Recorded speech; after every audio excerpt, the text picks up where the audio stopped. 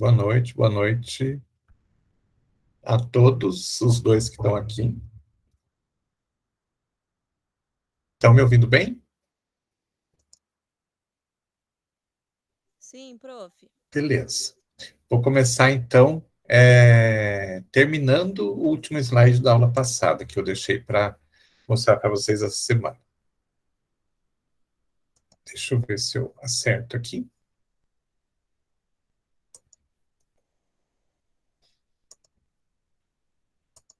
Pergunta: vocês estão vendo o slide? Escrito formulação básica, tensoativo primário e tal?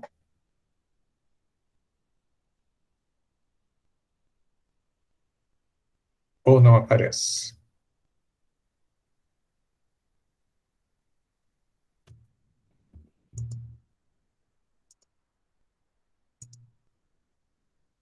Sim? Beleza, então. Então vamos lá. A gente está falando, né, de cabelo, shampoo, né? E eu fiquei de mostrar para vocês a formulação básica de um shampoo, porque hoje a gente vai falar mais a fundo dessa formulação básica. Então, eu só coloquei aqui na última aula, digamos assim, aquilo que precisa ter, o mínimo que precisa ter para que um shampoo seja considerado um shampoo.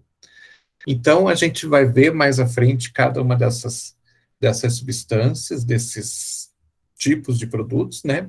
Mas só para vocês já terem uma ideia. Então, o que eu preciso? Eu preciso ter uma substância que seja um agente que faça a limpeza. Então, esse agente que faz a limpeza, nós vamos chamar de tensoativo, vamos chamar de surfactante, vamos chamar. Tem vários nomes para esse produto, para esse tipo de produto. Ele faz, então, esse processo de limpeza, que é o que a gente quer com o shampoo, né? A gente chama de detergente também, tem vários nomes que a gente chama. Mas para vocês terem uma ideia, a gente tem no mercado diversos tipos de substâncias que têm essa característica de ser detergentes. Então, a gente tem uma gama bastante grande de produtos que têm algumas particularidades diferentes, mas todos fazem esse processo e todos são chamados de tensoativos. A grande diferença, né, que pelo fato de eles terem alguma coisinha diferente na estrutura e tudo mais, eles acabam fazendo esse processo de limpeza, às vezes de uma forma mais agressiva, às vezes de uma forma menos agressiva. Então, a gente tem no mercado aí produtos que são bastante agressivos, que se você utilizar ele sozinho, como agente de limpeza, ele vai fazer uma limpeza muito profunda, ele vai tirar basicamente todo aquele aquela película de gordura que a gente tem em cada fio de cabelo, sem deixar absolutamente nada. Isso não é muito bom porque o cabelo fica desprotegido. Então, é bom que a gente tenha uma películazinha de gordura na superfície do cabelo. A sujeira está nessa película, a sujeira está nessa gordura que está na superfície do fio de cabelo. Porém, a gente não pode fazer uma limpeza muito profunda, porque senão o fio de cabelo fica muito exposto. E ele ficando exposto, ele fica com aspecto feio, fica com aspecto espigado, vamos dizer assim, então ele fica ressecado, ao mesmo tempo ele vai ficar todo carregado com carga negativa, vai ficar todo eriçado, então não vai ficar legal. Então, o que, que a gente tem? Então, até está aparecendo aqui, né? Deixa eu só abrir de novo lá, que eu não sei por que, que não está abrindo sozinho. Então, geralmente a gente faz assim, a gente pega um tensoativo, né, um agente de limpeza mais agressivo, assim, e a gente mistura com outro que seja mais suave, porque acontece uma coisa interessante, quanto mais agressivo ele for, mais ele faz espuma. E lembrem que espuma é bastante importante para o consumidor, né? Porém, ele é muito agressivo, né? Mas faz muita espuma. E quando a gente pega um outro agente de limpeza, então um tensoativo que não é tão agressivo, ele não faz muita espuma. Então, a gente precisa que ele faça a limpeza, não seja muito agressivo para fazer a limpeza, mas a gente precisa da espuma também, porque o consumidor pede. Então, a gente faz uma, digamos assim, uma mistura de pelo menos dois tensoativos, um mais forte, mais agressivo, e um menos agressivo, para que fique no meio termo, que a gente tenha um bom processo de limpeza, e ao mesmo tempo a gente tenha uma espuma duradoura. Além disso, então, por isso que está colocado aqui tensoativo primário e secundário. Geralmente se utiliza pelo menos dois agentes diferentes por causa dessas características diferentes que eles têm.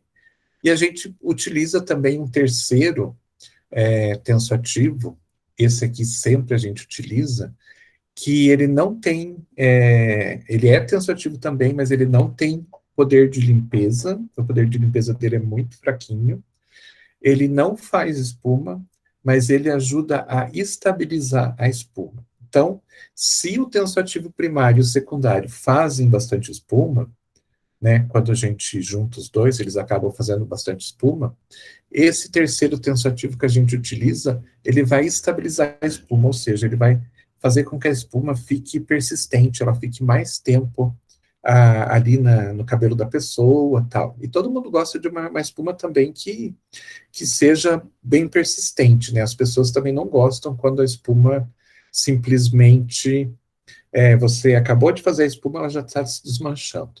Então a gente acaba utilizando um terceiro tensoativo, que não tem poder de limpeza, não faz espuma, mas segura mais a espuma. Ele faz mais duas atividades ao mesmo tempo, por isso que ele é usado. Ele ajuda a deixar o shampoo mais viscoso, que é uma coisa que é necessária, e ajuda a fazer o papel de sobreengordurante. O que é esse papel de sobreengordurante? O tensoativo primário e o secundário, eles vão fazer a limpeza do fio de cabelo, tirando aquela película, né, de gordura que tem no fio de cabelo. Se a gente fizer um bom equilíbrio entre o tensoativo primário e o secundário, a gente vai fazer com que seja retirada aquela película, mas a parte mais profunda dessa película continue no fio de cabelo. Mas mesmo assim ela é muito fininha para fazer a proteção do cabelo. Então, essa substância, esse tensoativo terciário que a gente coloca aí, ele tem característica de reposição de gordura. Então, ele tem uma característica que ele tem na sua composição substâncias gordurosas, então ele faz a reposição dessa gordura. Então, basicamente, quando a gente faz uma utilização de um shampoo, a gente está retirando a gordura velha do fio de cabelo, que está toda impregnada de sujeira, e fazendo a reposição de uma nova. Então, dessa forma, a gente faz esse processo e deixa o cabelo protegido novamente com uma película limpa, tá certo? Então, basicamente, esse é o processo de limpeza que o shampoo vai fazer. A gente precisa de outras substâncias, né, para fazer o que a gente chama de formulação básica. O corante. 90% mais ou menos das vezes se utiliza um corante para que a cor tenha algum tipo de ligação com o que se quer do produto, né? Digamos que seja um produto lá de maçã verde, então você vai utilizar um corante que seja compatível, né? Um corante verde, e que seja compatível também com a fragrância que a gente vai utilizar. Então, é muito comum a gente utilizar o corante, ele não é obrigatório, mas ele está ali sempre presente, porque são poucos os shampoos que a gente tem hoje que eles não são coloridos. Os transparentes, principalmente, né? Quando a gente tem aqueles que são opacos, então, muitas vezes a gente vê o produto sem o corante. Então, o pacificante é para tirar a transparência do shampoo. De repente, você fez o processo lá, né, do shampoo, criou seu shampoo e colocou, vamos dizer aqui, uma proteína. Você quer colocar proteínas no teu shampoo. E quando você colocou a proteína, o shampoo deixou de ser transparente e ficou aquela coisa meio opaca, meio translúcida, parecendo que ele tá. Não sei nem explicar exatamente como, mas ele deixa de ter aquela transparência que o shampoo normal tem. Ele fica meio opaco, mas não fica totalmente opaco. Então, ele fica ao meio termo. Fica leitoso, vamos dizer assim. Aí, o que acontece? Você deixar o produto meio leitoso, ele vai ficar com um aspecto esquisito. Então, você acaba adicionando alguma substância que vai deixar ele completamente opaco. E aí, ele fica bem mais aceitável. Os shampoos da 3CM, por exemplo, todos são brancos, né, não tem corante, pelo menos todos que eu conheço, né, e todos são opacos, então provavelmente tem substâncias ali dentro da formulação que tiram aquela transparência dele, e daí eles preferem, então, deixar ele bem opaco. Conservante é obrigatório que a gente tenha, principalmente, né, a gente está falando aqui de produto industrializado, cosmético é industrializado, para que o seu produto permaneça bastante tempo com as características originais, sem ter nenhum tipo de crescimento bacteriano, de fungo, nada disso. Então, é obrigatório que você tenha esse tipo de substância para realmente fazer a conservação e você ter um prazo de validade longo desse produto. Nada pior do que, de repente, você colocar um produto no mercado e algum tempo depois, alguém que comprou o seu produto devolver e dizer que o produto está com fungo, apareceu aquele fungo lá na superfície do shampoo. Então, para evitar isso, a gente utiliza um conservante. Outra coisa que é utilizada, não é obrigatório, mas sempre que necessário é utilizado, é o agente quelante. Então, é uma substância que vai atuar em cima de íons que possam estar dentro da água que a gente utiliza. A gente faz processo de ah, purificação de água, mas a gente não faz um processo de retirada total de todas as substâncias que estão ali na água. Então, de repente, você pega a água da rede, né, para a sua fábrica, você faz um processo de purificação, ou mais de um, geralmente são dois ou mais, mas tem algumas coisas que continuam passando. Você retém muita coisa, mas algumas coisas continuam passando, como íons livres. Então, de repente, pode ser que na água que vem lá da Sanepar, sei lá, passa por um monte de canos ainda de ferro e esse cano de ferro vai liberando alguns íons ferro conforme a água vai passando.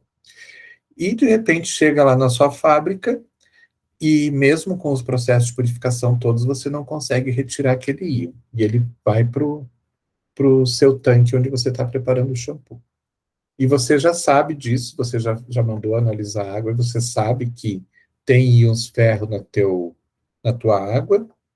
Então, para evitar que esse ferro que está ali, ele continue reagindo, ele é um ferro livre, né? Então, como ele está livre, ele tem condições de reagir com as substâncias que estão ali no meio do shampoo, e de repente podem trazer algum tipo de problema, precipitação de substância, trazer cor, trazer algum cheiro, né? Conforme aonde esse íon ferro possa se ligar. Então, para evitar que isso aconteça, a gente utiliza uma substância chamada de quelante, que geralmente a gente utiliza o EDTA, que é uma substância que envolve esse íon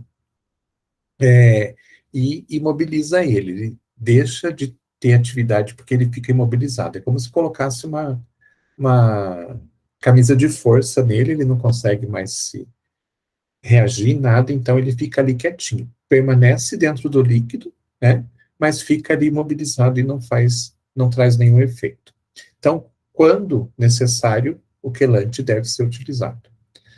Fragrância. Então, não tem nenhum produto cosmético que não tenha fragrância, porque é uma dos grandes atrativos de qualquer produto cosmético, é o cheiro.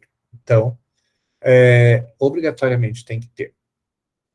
Agentes espessantes, quando a gente faz o shampoo, você misturou lá todas as substâncias, ele ganha um pouquinho de viscosidade com aquele tensoativo que doa viscosidade, que eu comentei com vocês, porém ele continua totalmente líquido, e a gente sabe que é necessário que ele seja viscoso, então a gente vai adicionar substâncias espessantes, que pode ser desde o cloreto de sódio até derivados de celulose, que são muito mais utilizados nos dias de hoje.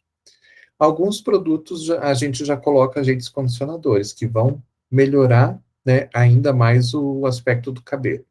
Então, eu tenho o processo de limpeza, tenho o sobreengordurante, que vai ali revestir novamente o fio de cabelo, para ele ficar protegido, bonitinho, e posso adicionar, então, substâncias condicionadoras, que vão trazer melhorias maiores para os produtos.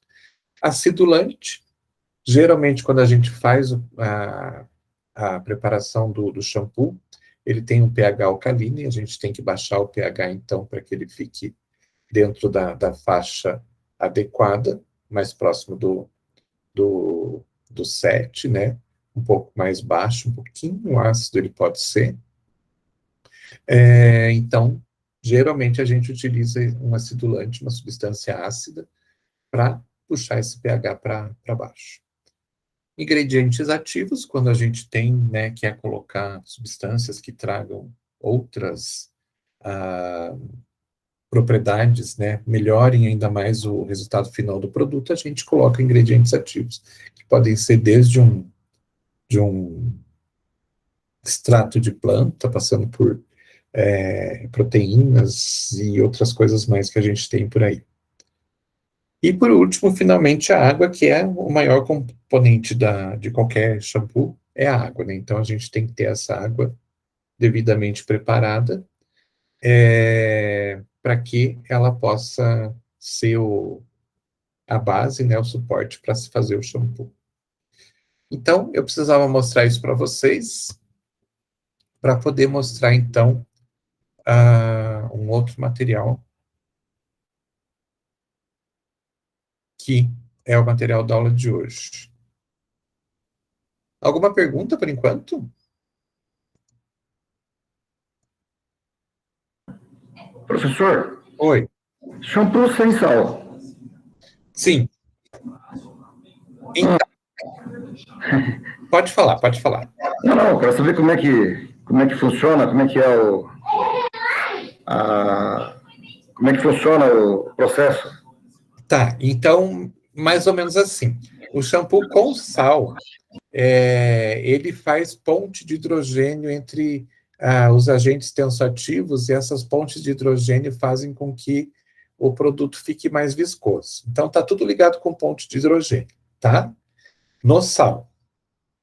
Então, ele é muito bom porque ele faz isso de uma forma muito barata, né? Então, ele sempre foi muito utilizado por ser muito barato, por trazer um bom resultado, desculpa, e ser estável. Ele é um pouquinho complicado de trabalhar com sal, porque a gente vai adicionando sal, ele vai tomando viscosidade, vai adicionando sal e vai tomando viscosidade. Se você coloca um pouquinho a mais daquilo que é o máximo que o produto aguenta, ele desanda e volta a ficar totalmente líquido. Mas depois que você pega o jeito da coisa, você não erra mais. Mas ele é muito estável.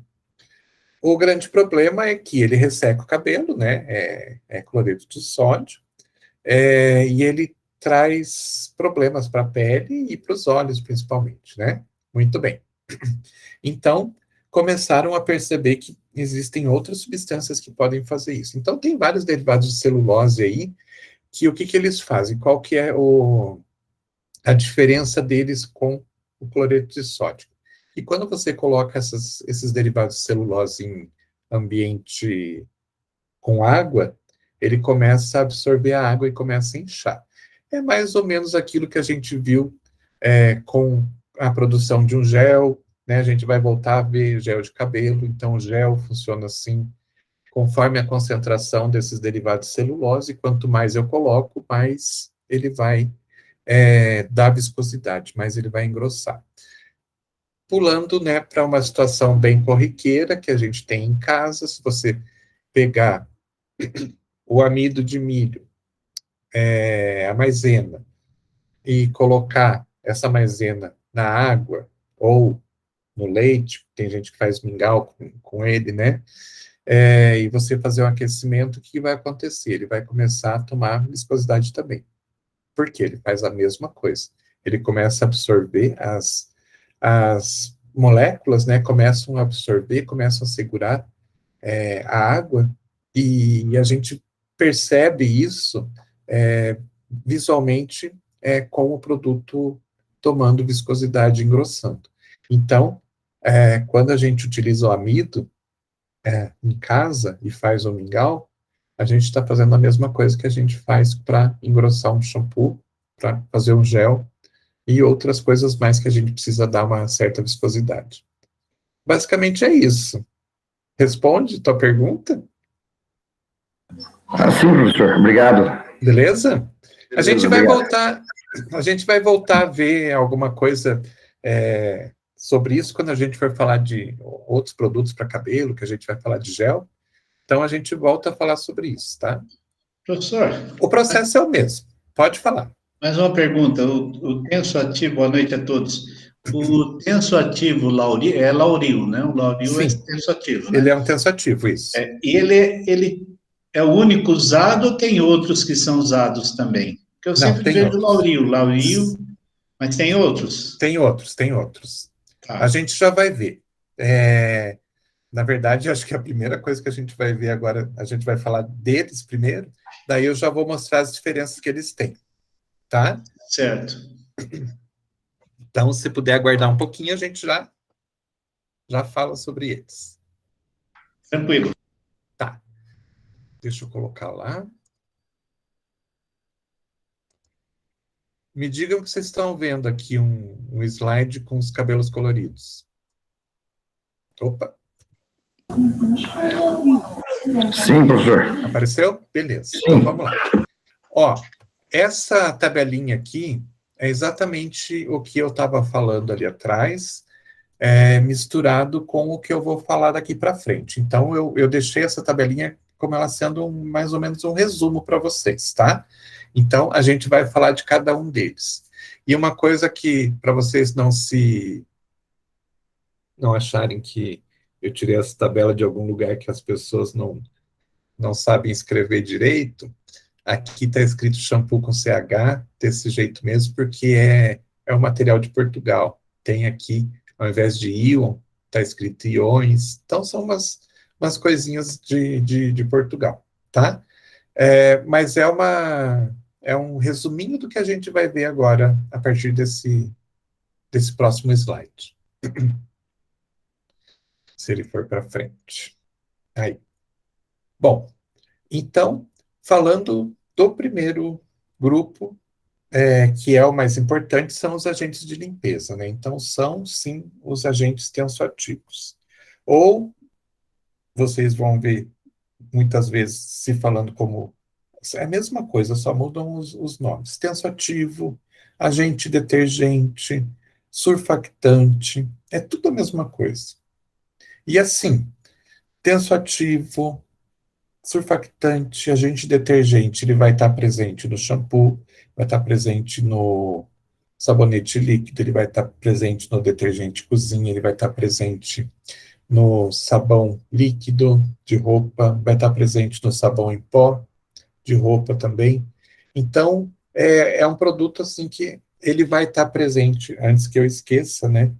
Dentro de uma emulsão, quando a gente for fazer um creme, né, lembrando lá do passado, quando a gente vai fazer um creme, que eu tenho lá água e óleo que não se misturam, e eu preciso ter uma substância de ligação, o tensoativo vai fazer esse efeito.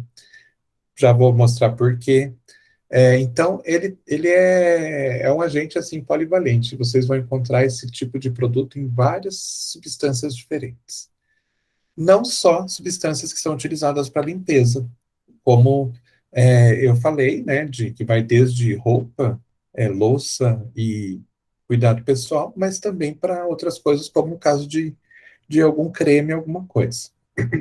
Bom, propriedades. A mais importante de todas, emulsionam a gordura e previnem a sua deposição. Então, a gente utiliza esses agentes de limpeza exatamente por isso, porque eles fazem esse processo de emulsão. Então, quando a gente viu lá atrás a primeira vez a emulsão, a gente falou, né, que quando a gente vai preparar um creme, que é uma emulsão, a gente tem duas substâncias que a gente precisa colocar tudo no mesmo produto, que são duas substâncias que não se misturam, que é o óleo e que é a água. Daí a gente utiliza uma substância que faz o intermédio entre essas dois tipos de substâncias diferentes, que é o agente emulsionante. O agente emulsionante é, então, uma substância que tem lá a sua... já vou colocar aqui para vocês verem, daí a gente já volta. Aqui, então, é uma representação de um agente emulsionante ou de um tensoativo, né? Qualquer um dos nomes. Então, geralmente é uma cadeia grande, longa, onde a maior parte dela ela se liga mais em substâncias oleosas e ela não tem ligação com a água, então ela é hidrofóbica, né?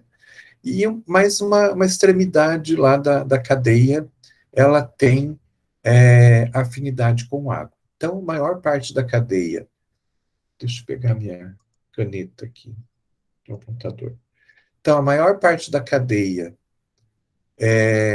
se liga mais em substâncias oleosas, porém tem uma parte lá na pontinha que se liga com substâncias aquosas.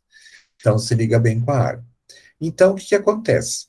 Quando a gente utiliza um tensoativo, toda essa parte aqui, imaginem lá no fio de cabelo, aquela gordurinha que tem lá, aquela película que tem no fio de cabelo. Então, toda essa parte da cadeia aqui acaba se ligando e se ligando com força naquela gordura. Porém, fica uma parte de fora, né, que não se liga nessa gordura, mas fica ali disponível. Aí, quando você faz o processo de limpeza, né, esfrega o cabelo, faz espuma e tudo mais, quando você vai fazer o processo de enxágue, vai acontecer isso aqui. A água vai se ligar com essa parte hidrofílica, e como a gente, né, geralmente joga a água e ela passa com força, essa água acaba puxando essa parte hidrofílica da cadeia, puxando essa parte, toda essa parte que está grudada na gordura, acaba vindo junto e acaba trazendo junto a gordura. E assim é feito o processo de limpeza.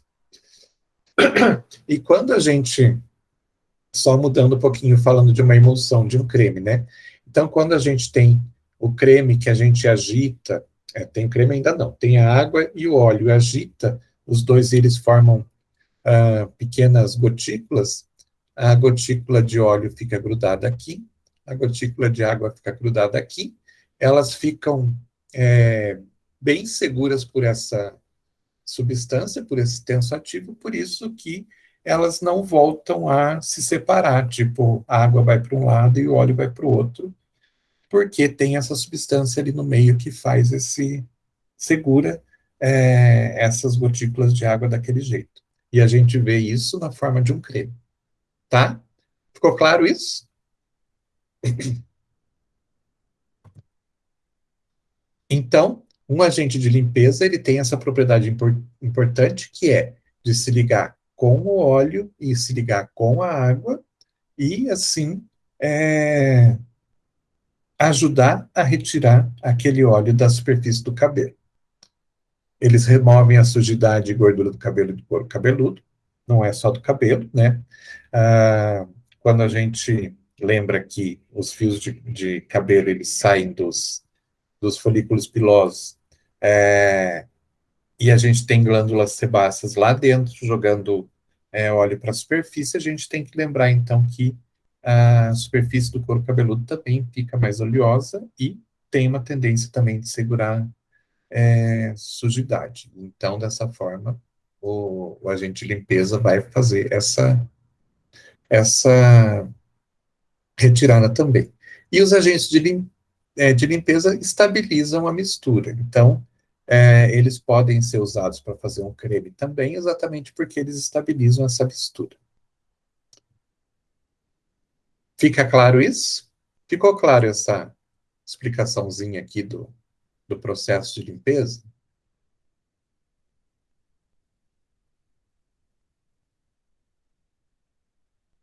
Vou acreditar que sim. Pode acreditar. Oi? Não ouvi? Pode acreditar. Então, vou acreditar, beleza. Muito bem. Mas não é assim tão simples a coisa, né? Então, a gente tem, todos os tensoativos têm essa estrutura semelhante a isso, porém, nessa parte aqui, na parte que se liga à gordura, eles podem, às vezes, ter ligados a eles, ter cargas, na verdade, tem alguma substância ali que acabe dando uma carga diferente para aquela parte da estrutura. Então, a gente acaba dividindo todos os tensoativos em 4 grandes grupos, conforme a carga que aquela parte que se liga aos olhos acaba tendo. Então, a gente tem alguns que são aniônicos, alguns que são catiônicos, alguns que são anfotéricos e alguns que são não iônicos. Vamos ver cada um deles, então. Então, tem alguns que não têm carga mesmo. Então, eles são aqueles que praticamente, né, não têm carga, tal, são chamados de não iônicos, então eles, digamos assim, que são bastante estáveis, eles fazem o papel, assim, pelo fato de eles não terem essa carga, eles fazem um papel muito pequeno de limpeza, porque não tem, assim, muita reação com a gordura. Porém, eles têm características que são boas, que são o fato de serem estabilizadores de espuma e bons sobregordurantes. Então, são aqueles tensoativos que eu falei que são utilizados não para fazer espuma, não para limpar, mas para deixar a espuma estável e para repor a gordura que foi perdida com o processo de limpeza. Então, esses são os não iônicos. E a gente tem como exemplo as alcanolamidas de ácido graxo, que são as mais comuns. Se vocês procurarem no shampoo, vocês vão encontrar lá muitas vezes escritas na composição, vai estar escrito lá, dietonolamina de ácido graxo de coco. Esse é um tensoativo não iônico.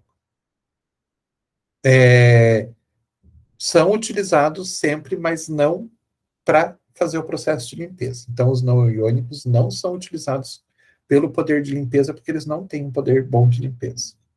Aí tem os chamados catiônicos, então aqueles que têm os íons positivos, né? Então, aquela parte que se liga à gordura tem uma carga positiva. Eles também não têm poder de limpeza e poder de fazer espuma. Na verdade, eles são utilizados porque eles têm outra propriedade bastante interessante, que é propriedade bactericida e antisséptica. Então, eles até podem ser colocados num shampoo, porém eles não vão ajudar a fazer limpeza, não vão ajudar a fazer espuma. Eles vão ajudar para ter uma propriedade ou bactericida ou antisséptica. Esses produtos são mais comuns em outros tipos de produtos. Por exemplo, o exemplo mais comum de um tensoativo catiônico é o cloreto de benzalcone. O cloreto de benzalcone, então, ele tem aquela estrutura, tem a carga positiva. Só que daí ele tem esse efeito de ser bactericida antisséptico. Então, a gente vai encontrar o cloreto de benzalcone em produto enxaguatório bucal, para gargarejo, em pastilha, para garganta, em que mais?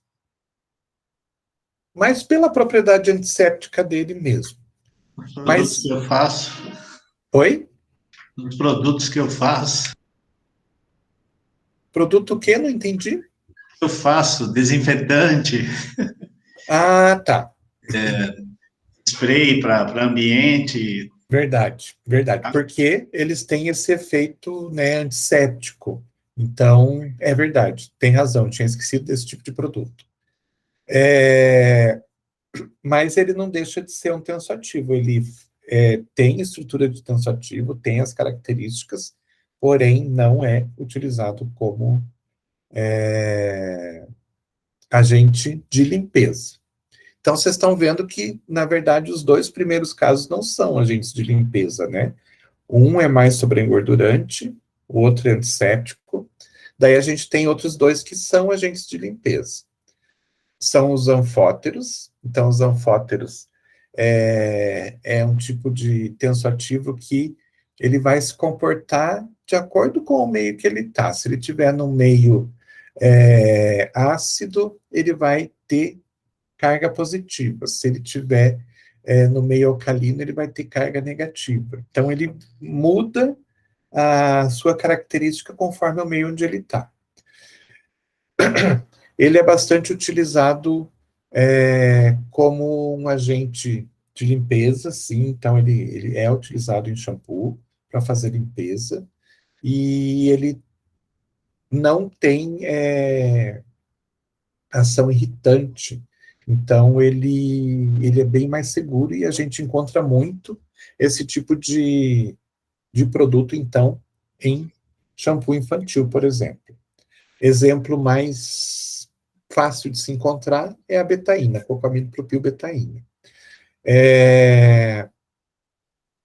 Dá para, muitas vezes, associar eles a outros tensoativos, mas quando você vai fazer, por exemplo, para criança, o ideal é que você faça, então, sem adicionar outros tensoativos que vão ajudar também a irritar um pouco a mucosa do olho e outras mucosas. Então, ele é bem específico. Pode ser utilizado para adulto? Pode, mas ele geralmente é mais caro. Então, acaba, muitas vezes, encarecendo o produto. Mas ele pode ser utilizado, sim. Tá certo? E, por fim, a gente tem os chamados aniônicos, então, que é aquela parte que se liga à substância gordurosa, é um ânion. Então, aí a gente tem os mais usados, né? E dentro desse grupo dos aniônicos, a gente tem aí uma gama gigantesca. Desde alguns em pó, né? E mais irritantes, até alguns líquidos, a maior parte deles líquidos e menos irritante. Então, dentro dessa gama tem, assim, desde algum super irritante, né, super agressivo, até alguns pouco agressivos. Cada um deles vai ter características diferentes. Então, vai ter alguns que são mais irritantes e fazem boa espuma, mas a espuma, às vezes, não é muito persistente, ou tem alguns que são um pouco irritantes, mas fazem uma limpeza mais suave e fazem pouca espuma. Então, por isso que muitas vezes a gente pega diferentes representantes desse grupo e acaba fazendo uma mistura de 2 ou 3 para que ele pegue as propriedades de limpeza de um, né, sem ser muito irritante, pegue as propriedades de suavidade de outros, e assim por diante. Então, quando vocês pegarem um produto industrializado, vocês vão ver que provavelmente vocês vão encontrar aí pelo menos 2 tensoativos aniônicos diferentes, porque eles, né, fazem, então, essa mistura para realmente contrabalançar, né, e ter as melhores propriedades de cada um dos produtos. Ok? Então, dentro dessa linha aí dos aniônicos, tem vários laureus diferentes, tem outros representantes também, tá certo? E a cada dia tem saído novos representantes, né? Sempre cada vez mais, vamos dizer assim, elaborados, né? Com um poder de limpeza bom, sem ser tão irritante, fazendo boa espuma. Então, estão sempre colocando novidades no mercado para que se tenha realmente produtos que sejam mais fáceis de trabalhar do que ter que ficar, muitas vezes, misturando vários tensoativos para conseguir um bom resultado. Tá certo? Então, no final das contas, a gente tem esses 4 grupos, sendo que 2 deles não são utilizados como agentes de limpeza e 2 que são utilizados como agentes de limpeza. Eu posso pegar, por exemplo, essa betaína aqui, que é, né, mais suave e tudo mais, e misturar com algum aniônico? Posso, não tem problema. Só que, se você quer um produto mais suave, você quer um produto que não irrite, né, voltado para criança, para uma pele mais sensível, para um cabelo mais sensível, talvez você vá perder um pouquinho dessas propriedades. Mas aí vai de se testar e testar e testar. Até eu coloquei aqui, só repetindo, né? Geralmente é utilizado um aniônico forte, mais agressivo, com mais fraco, né? E que também não precisa ser necessariamente outro aniônico, pode ser um anfotérico mesmo, um não iônico, ou até um aniônico, só que o aniônico não faz absolutamente limpeza, né? Praticamente nada. Então pode misturar com qualquer um. Vai aí da criatividade do desenvolvedor. O estabilizador de espuma, então, é um tensoativo, é aquele, vou voltar lá, né, o não iônico, que é o bom estabilizador de espuma. Então, ele vai aumentar a quantidade e a qualidade da espuma. É mais para realmente atender a necessidade dos clientes, né, das pessoas que querem realmente que a espuma seja abundante e que seja duradoura. Por mais que você use aquilo e, de repente, já enxague o cabelo, todo mundo quer uma espuma que seja duradoura. Mas uma coisa bastante importante, né? Eu sempre gosto de frisar isso, não é a quantidade de espuma e não é a duração da espuma que vai dizer que o produto é melhor, né? Faz uma limpeza melhor, faz uma limpeza pior. As pessoas, né, os usuários associam isso, né? Sempre falo, não, quanto mais espuma fizer, mais está limpando. Não é verdade. Mas, né, já que as pessoas acreditam nisso, vamos fazer um produto que tenha uma espuma duradoura e pronto, para não ter problema. Ok? Espessante e opacificante. A gente já falou um pouquinho lá atrás, mas vamos voltar a falar. Então, os espessantes vão ajudar a deixar o produto com uma melhor viscosidade, com aquela viscosidade ideal, que você vire o produto e ele escorra lentamente na tua mão, geralmente é onde você recebe o produto, né? Sem escorrer rapidamente e sem ficar dentro do frasco. Então, dentro de uma faixa de viscosidade ideal, a gente, então, utiliza aqueles espessantes, que, como foi comentado anteriormente, pode ser desde o cloreto de sódio, passando lá por vários derivados de celulose e tudo mais que fazem esse processo. Então, a gente tem que determinar certinho se for aqueles derivados de celulose, cada um tem as suas características também, são vários produtos que são espessantes e são utilizados, e cada um tem as suas próprias características, às vezes tem alguns que precisam de pH, alguns são mais difíceis de você conseguir que ele faça o processo de absorção do líquido, mas todos fazem o espessamento do produto. Mas a gente precisa conhecer bem cada um deles para que a gente saiba como trabalhar com cada um deles. E os opacificantes, então, são aqueles que vão alterar a característica de transparência do produto. Então, quando o produto está meio leitoso, ele não fica bonito, os próprios usuários acham que tem alguma coisa errada, tipo, falhou alguma coisa na hora de produzir. Então, quando a gente tem esse problema, a gente já coloca um agente opacificante ali e ele fica totalmente opaco e ninguém reclama.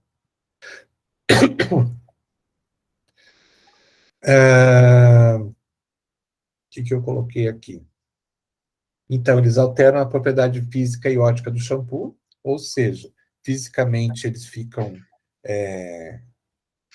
esbranquiçados, né? E oticamente eles perdem a transparência.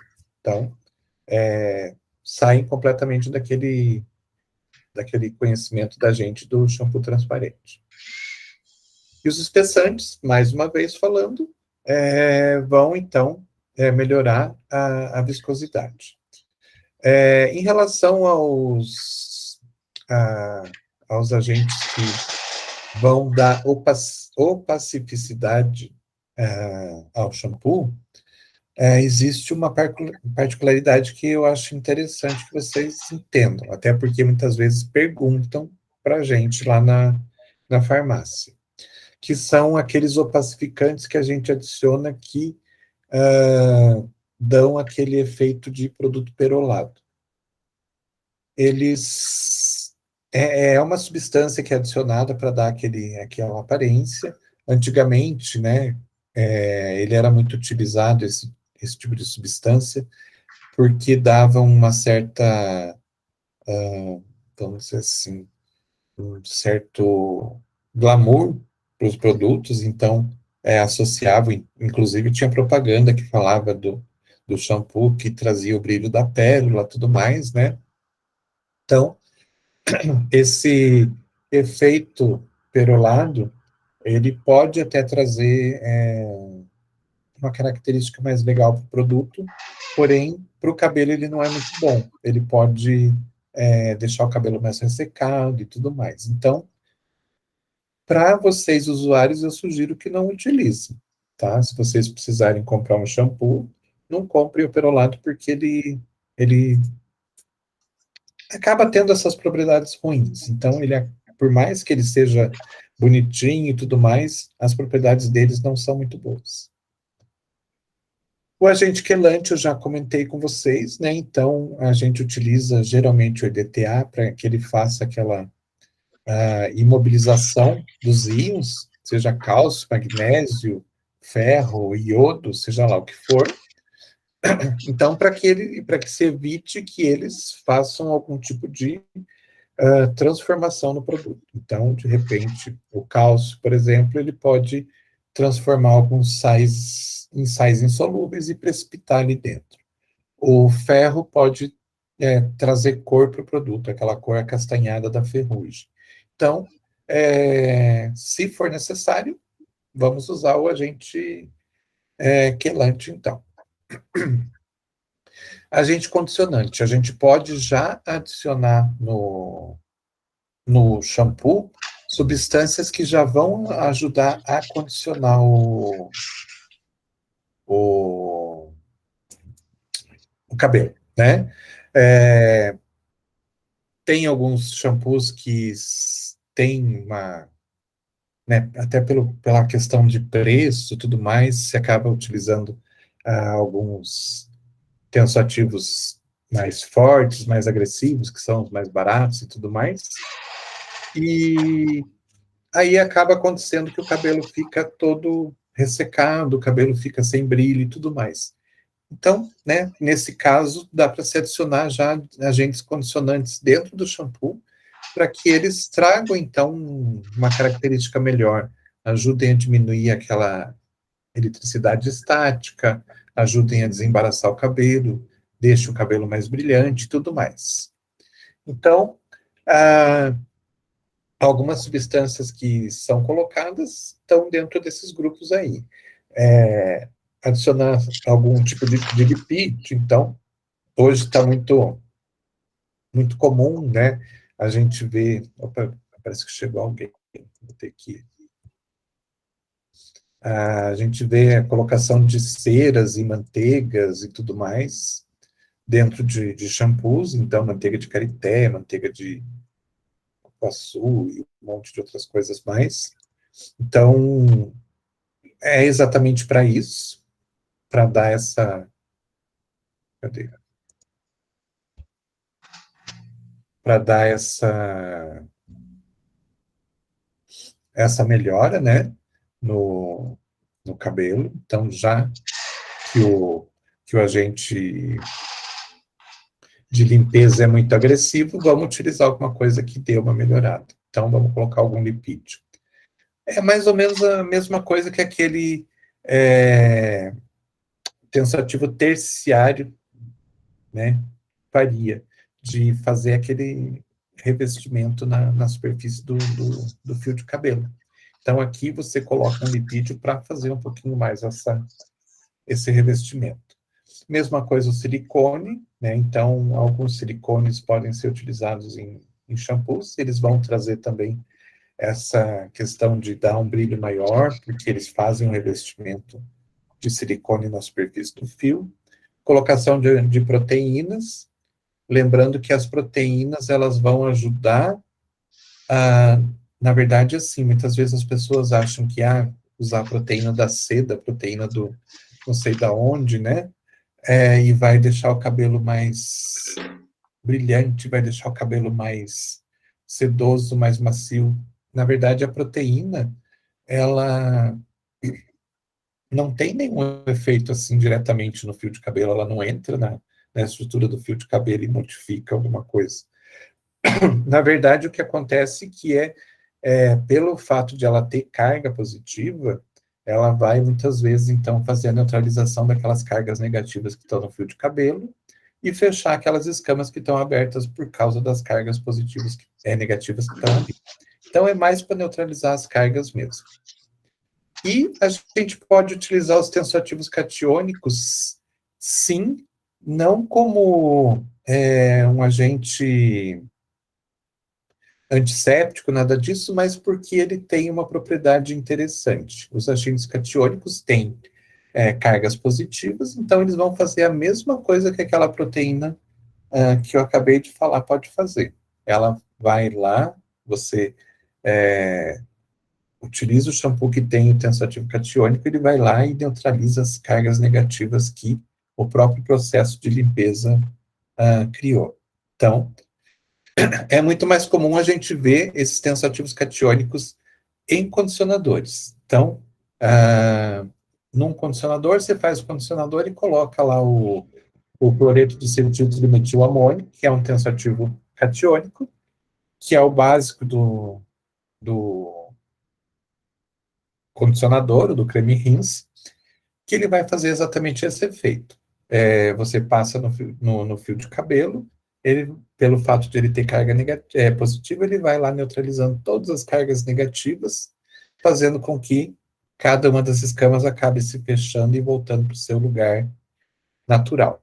Isso faz com que o cabelo, então, fique mais macio, menos espetado e, ao mesmo tempo, mais brilhante, porque você fechou todas as escaminhas e essas escamas agora conseguem refletir a luz, né? Seja do sol, seja luz artificial, mas elas conseguem refletir a luz e, dessa forma, a gente percebe essa reflexão como o brilho do cabelo. E outros adjuvantes que a gente pode utilizar, né, seriam os conservantes, os perfumes e os corantes. Conservante é obrigatório, né, tem que ser algum conservante que seja solúvel em água, não pode ser, e que faça conservação de substâncias aquosas.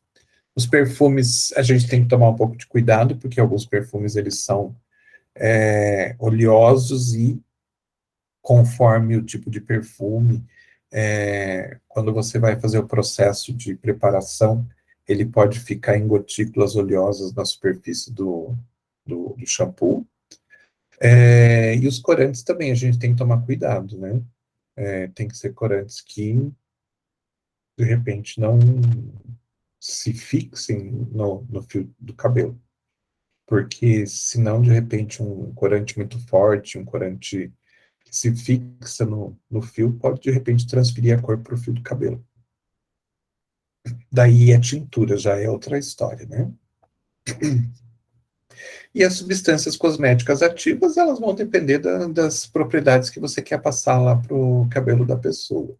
Coloquei aqui exemplo de alga marinha, por exemplo, você coloca extrato de alga marinha, extrato glicólico de alga marinha no shampoo, ele vai transferir algumas propriedades hidratantes e suavizantes para o fio de cabelo. Então, ele vai, sim, trazer alguma melhora. Só que também tem que tomar cuidado, porque os próprios extratos, eles podem desestabilizar, eles podem ter incompatibilidades com alguma substância, componente do shampoo. Os extratos, normalmente, eles são coloridos, ou são castanhos, ou são esverdeados, então eles podem transferir a cor também, né? Então, tem que tomar um pouco de cuidado com tudo isso. E tem outros ativos também que podem ser adicionados, né? Hoje em dia, é um mundo. Existe muita coisa que pode ser utilizada. E aqui, então, só um esqueminha básico para complementar aquele esqueminha lá da primeira página. Então, a composição básica de um shampoo vai ter os surfactantes, ou tensoativos, ou agentes detergentes, né, que vão fazer a limpeza. Os agentes condicionadores, que vão, então, melhorar entre aspas, né, estrago que os surfactantes fazem no fio de cabelo, né, a agressão que eles fazem, então vai melhorar. Os ativos também vão melhorar mais e vão ajudar a fazer o tratamento. E daí tem os recipientes. Substâncias que vão também, de repente, tirar algum tipo de característica ruim que o surfactante ou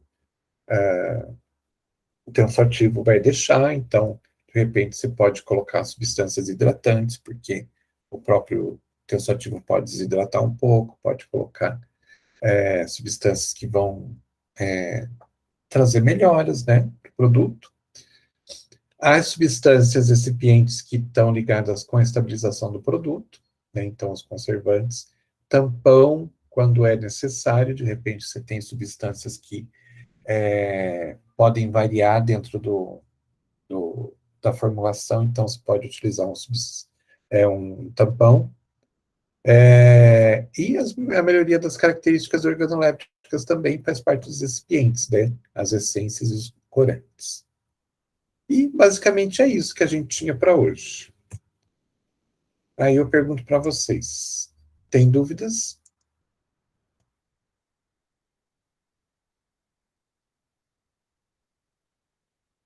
Deixa eu parar a apresentação aqui. Ô, professor, tudo certo. Tudo Boa tranquilo? aula. Foi tranquilo. Então, tá bom. Obrigado, Então, professor. Boa noite.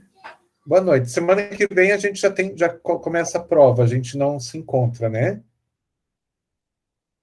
É isso, né? É isso mesmo. Semana que vem. Beleza, então. Então, uma boa prova para vocês, está super fácil. Eu resolvi a prova, tirei 6 na prova. A prova vale 6, tá? Eu consegui tirar 6, então, se eu conseguir, vocês também conseguem. Beleza? Beleza, professor. Boa noite. Professor, só Boa noite. uma informação adicional aí. Eu faço desodorizador de banheiro e uso cloreto de benzalcônio, né? Tá. E interessante que eu tinha muita aranha marrom aqui, onde eu moro, né? Tem uma fábrica aqui de aranha marrom. E eu comecei a usar com esse desodorizador, com maçã madura, e interessante que as mais fortinhas, 5 minutos começam a morrer. Rapidinho assim? As maiores não, demoram um pouco mais. Mas as médias e menores, 5, 7 minutos já começa a tontear, balançar. Então, ela é antisséptica e inseticida também. Inseticida também. Também. Puxa, e você podia ter feito um TCC em cima disso, você já tinha essa informação, hein? Então, mas é que eu não queria fazer nada em campo, sabe? Entendi. Porque eu queria fazer mais uma revisão bibliográfica mesmo, sabe? Mas de fato, dava para ter feito, porque várias vezes mesmo, como eu tinha uma fábrica aqui de aranha, agora já não tenho tanto, mas eu tinha tudo cor marrom, tinha várias coisas aqui que elas gostam, né? Aparece, não é que não apareça, mas é bem pouco, porque o que tinha aqui, para não jogar veneno, que eu não conhecia, eu comecei a aspirar mesmo, né, o forro, tudo onde tinha. Então, eu tirei muita aranha. muita aranha. Aí, quando eu comecei a fazer o desodorizador, eu fiz um teste, assim, aleatório, né? Comecei a jogar um pouquinho nelas, aí eu vi que elas vão tonteando e morrem mesmo, sabe? Olha só, É, interessante, hein? e ele não é tão agressivo para o nosso meio ambiente, né? Até porque a gente pode, inclusive, utilizar, né? A gente utiliza em pastilha e tudo mais. Exato. Então, né? Mas olha que interessante essa constatação tua. E funciona, mas funciona mesmo, viu? Então, realmente ele é bactericida, antisséptico e inseticida. Ah, mas já que você já produz, pensa nisso aí para, de repente, criar um nicho diferente de mercado. É uma ideia assim. Talvez depois que me formar eu possa algo a mais aí, né? Aham. Legal, hein? Passar pelo Comitê de Ética dos Aracnídeos. Mas tá, Legal, interessante. Bem interessante isso. beleza. Obrigado. Tá. Boa Deixa eu noite. só falar mais uma coisa, só para quem ainda está aqui. Eu deixei um trabalhinho para vocês fazerem lá, que está ligado exatamente à aula de hoje. Vocês pegarem um shampoo, né? Qualquer shampoo industrializado que vocês tenham acesso, pegar a fórmula lá e dizer, isso aqui é tal coisa, isso aqui é tensoativo, isso aqui é conservante, tá? Então, bem simplesinho. E sugiro que vocês peguem aqueles shampoozinhos, né, mais barato, de repente, pega lá na farmácia, fotografa a composição, depois faz, que geralmente os mais baratinhos, eles têm menor quantidade de matérias-primas diferentes, né? Para não ficar uma coisa muito extensa para vocês também, tá?